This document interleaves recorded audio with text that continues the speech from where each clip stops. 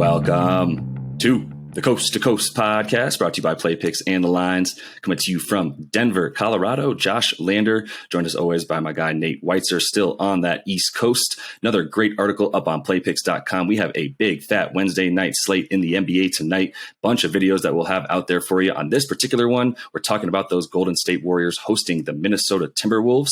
Also, we'll have a player props video out there for you. And make sure you do like and subscribe to that page. And if you do still need a FanDuel or DraftKings account, head to ftpicks.com or dkpicks.com and find those listings as your area, such as what we're about to jump into right now. Nate, let's get into it. Yeah, the Dubs open as 7-point favorites against the Wolves. Teams obviously streaking in opposite directions. Minnesota's lost 5 straight.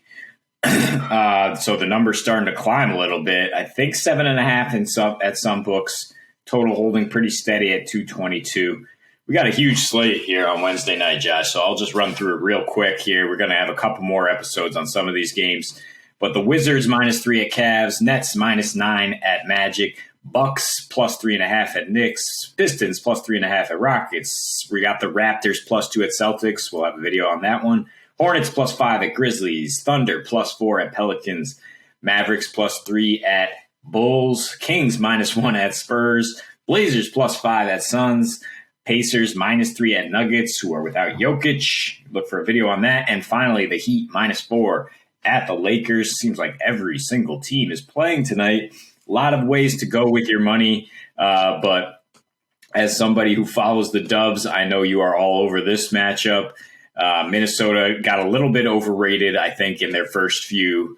Won 3 of 4 against the Pelicans and Rockets, and then they got that win in Milwaukee when the Bucks basically had their practice squad going and nobody else. Since then, lost 6 of 7, lost 5 straight without covering, and I think it's pretty unlikely that they cover at Chase Center against a Warriors team that's just firing on all cylinders. 100%. Yeah. At some point, we will pick the Timberwolves to win a game and we will pick the Warriors to lose a game. But tonight is not that night as these two teams face off. Even when the Dubs were struggling on offense last year, they still managed to beat the T-Wolves both times.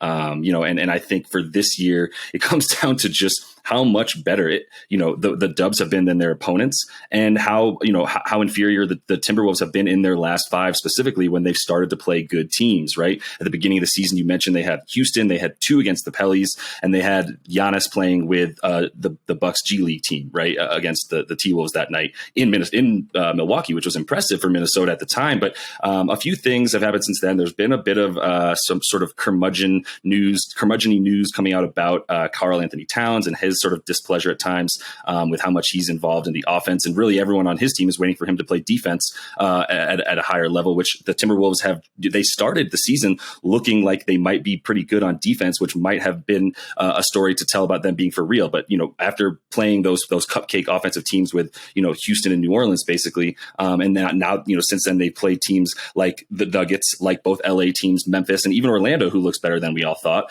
losing to all of them, failing to score in all of them, losing by at least 7 points in all of them. And in that time span, dropping from a decent, one of the top, actually they were 8th in defensive rating before this losing streak. And they are now down to 18th overall in the league. Pretty big drop over the course of 5 games. And that's because in that time frame, they've name a category, and I promise you they've been in the bottom 5, whether it's offense or defense, whether it's defensive rating, offensive rating, rebounding, turnovers, field goal percentage, assist percentage. They're not passing the ball. They're not defending the ball. They're not shooting the ball. And they're not scoring the ball. And so tonight is not the time for them to get right when you're playing the team in the right now the best team in the league. They've got the best defensive rating overall. They've got the 5th best offensive rating overall. And that's the difference between the Dubs this year and the Dubs last year, is that 5th overall offensive rating. Whereas last year it was in the tank, and it was really about whether or not Steph Curry dropped. Even when he did drop 50, they still lost a game last year. So that's not the case this year. He did just drop another 50 piece, as we saw the other night. He is definitely he's in control of the game, whether he decides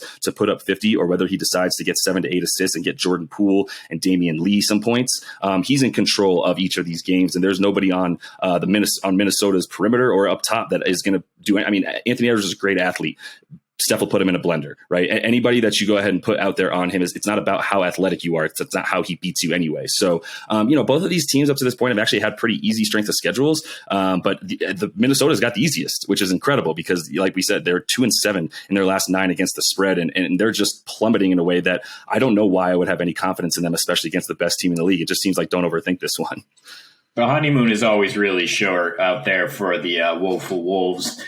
And the Warriors are just a team that you can really have a lot of confidence betting on, even when the number gets kind of big.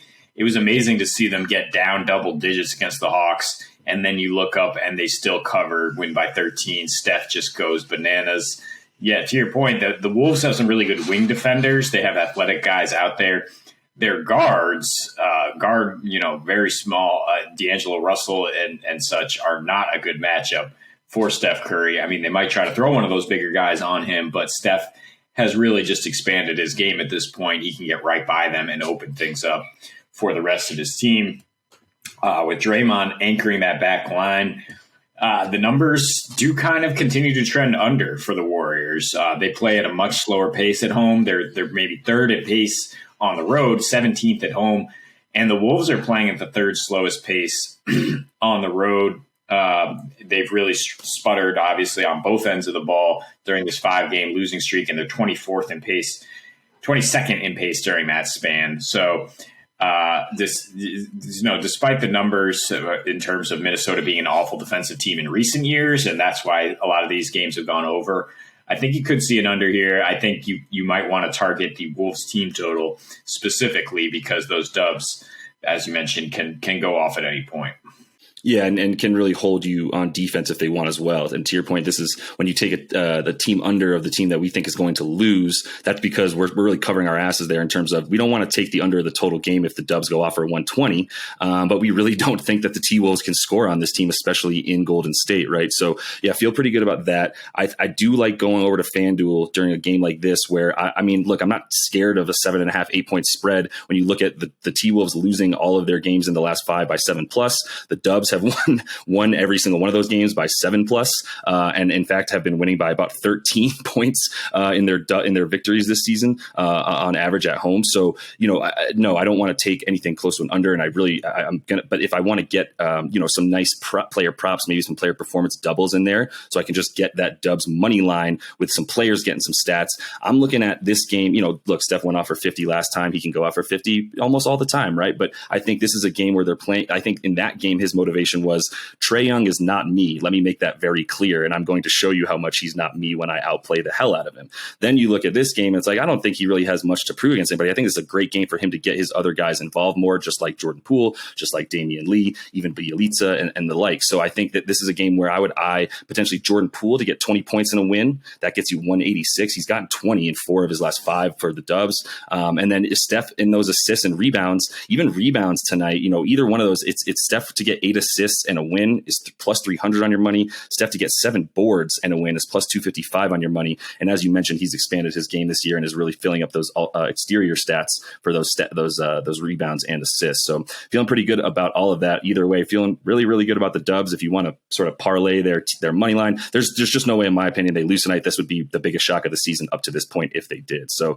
we'll go ahead and continue to monitor that. We have plenty of other videos up for you today on this giant Wednesday night NBA slate. Make sure to like and subscribe to that page and check us out. We'll be back until we see you next. Happy betting.